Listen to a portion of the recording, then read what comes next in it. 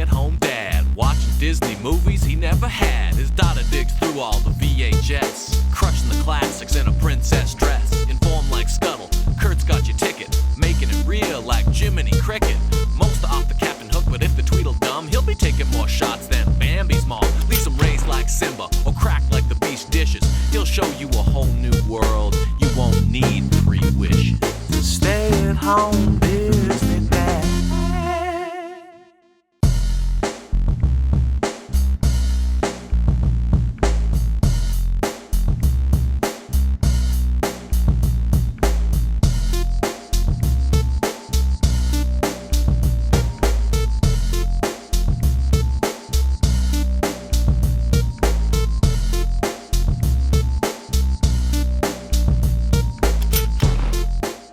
Jungle Book 2. You could say there's no panic at this disco because I ain't got high hopes. It starts with a recap of Jungle Book 1 with shadow puppets. This is a pretty cool way to start. The curtain comes down and Mowgli is with his human family. He's telling the kids a bedtime story. Dude still doesn't wear a shirt. The mom and dad joke about Mowgli joining their family. This is a fun family. The small child disregards Mowgli's story. Everyone knows tigers don't come into the village. Hold on, little one, there's a knock at the door. It's someone trying to sell you some foreshadowing. Mowgli still wears a diaper and sleeps on a crossbeam like it's a tree. The little kid Raji wakes up Mowgli and they try to sneak out, but Mom busts them and they skip breakfast because they have chores. The dad yells, don't cross the river, go above water, go to the elephant boneyard or in the west wing of the castle where the magic rose is, or don't stay out past midnight. Okay, that last one was a bit of a stretch. I thought there were more. Mowgli's been domesticated. He and Shanti flirt. Mowgli brings up Shere Khan about every 2 minutes. Mowgli starts singing and he sounds like one of the Backyardigans. He sounds like Tyrone from the Backyardigans, and that reminds me, my dog goes ballistic. You should see this. Okay.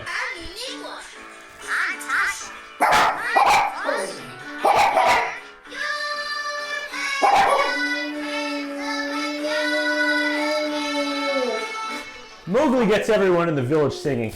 For a sequel, this song, Jungle Rhythm, isn't that bad. Let's see if this sequel follows the Disney sequel formula, where a villain starts as a double agent, infiltrating the protagonist team and has a legit change of heart, wants to be a good guy for real, but this info doesn't become common knowledge before the rest of the bad guys can expose the original plan and make the bad turned good person look bad and the good people turn their back on them. Anyway, Mowgli is in trouble for going past the river and the dad shows him his arm that has a tiger biter claw mark on it. I smell a double Shere Khan showdown. Mowgli is like, don't sweat it, if we're about to get killed, I know this goofy bear that'll jump in ready to die just to save me. Sweet deal. Back to the jungle, poor Baloo missed Mowgli. He ain't returning your text, bud. Move on. Shere Khan cameo. Brother is mad. Even though he doesn't do bumbler things, Baloo is like king of the Disney bumblers. I can't explain it. For a while, Baloo sounded like Fabulous Freebird and WWE Hall of Famer Michael P.S. Hayes. The elephant comes marching in, and I'm reminded of Sharon, Lois, and Bram. Can't focus today.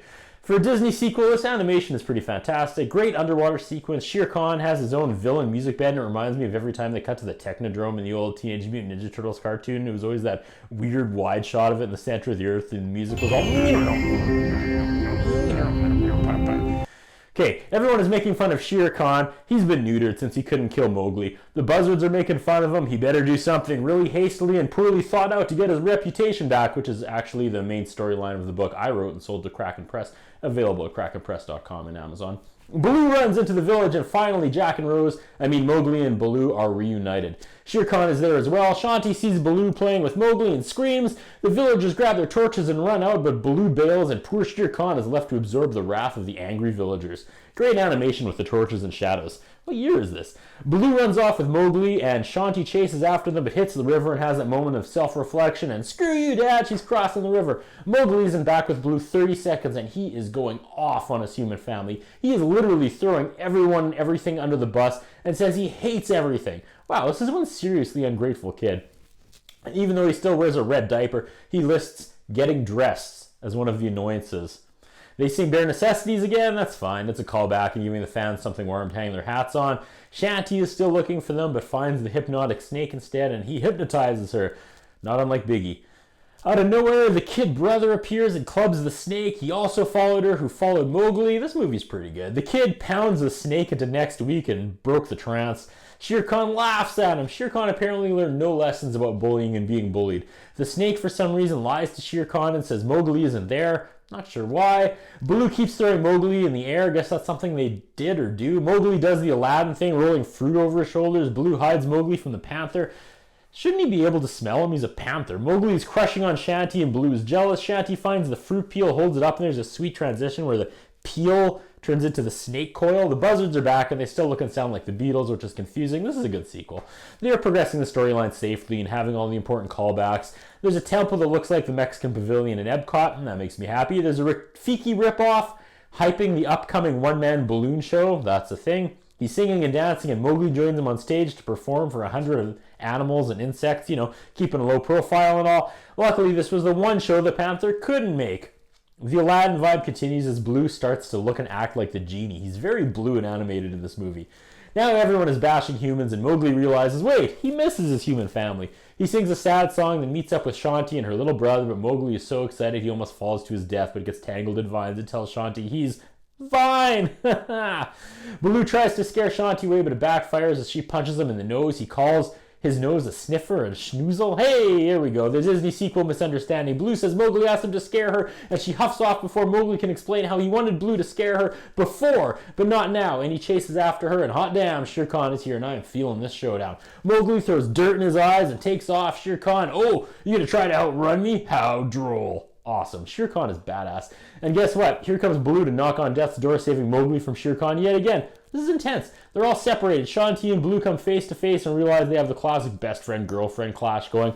Shanti distracts Shere Khan, and her, Baloo, and Mowgli are all banging on giant gongs, and it's making Shere Khan crazy. Amazing animation here. He roars to the heavens. Shere Khan finds Shanti and gives Mowgli the ultimatum. Mowgli gives himself up, but old Baloo intercepts Shere Khan, and after a sweet tussle, it goes Lion King with all of them hanging on the edge of the cliff, and long live the king. Shere Khan falls along with Mowgli and Shanti, but Baloo catches Shanti, who catches Mowgli, and everyone is okay except Shere Khan. Shere Khan splattered below. Shanti's family calls her home, and Mowgli has a choice to make. The little brother says, well, come on, Mowgli, and my heart is breaking. Mowgli stands between them and Baloo as they walk off. Mowgli runs and hugs Baloo, and Baloo gives him his blessing, and they have a super sad goodbye moment. Where did this come from? They do the whole, come with me. You know I can't. I'm gonna miss you, Papa Bear. Oh. Change the scene, please. Mowgli catches up with Shanti and they reunite with the family, and I'm not sure how I feel about this. The dad gives him his blessing to go into the jungle. Now Raj is telling a story about beating up a wild animal, and we are a full circle, and the writing of this movie is pretty tight. Well done, writing team. This has been a pleasant surprise. Actually, I enjoyed this more than the original. Yeah, digest that, Disney fans. I love this movie. They're allowed to go past the river, and Baloo and the Panther arrive, and everyone is together, and we end with Bare Necessities, the reprise. Good movie. Wow. Bravo. We end with a scratch remix of Human 2, and Haley Joel Osment was the voice of Mowgli, so I'm going to say this is probably 2002.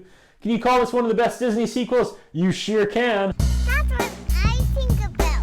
What do you think? What we have is a concern about Curtis Anderson. His interviewing style is not the best.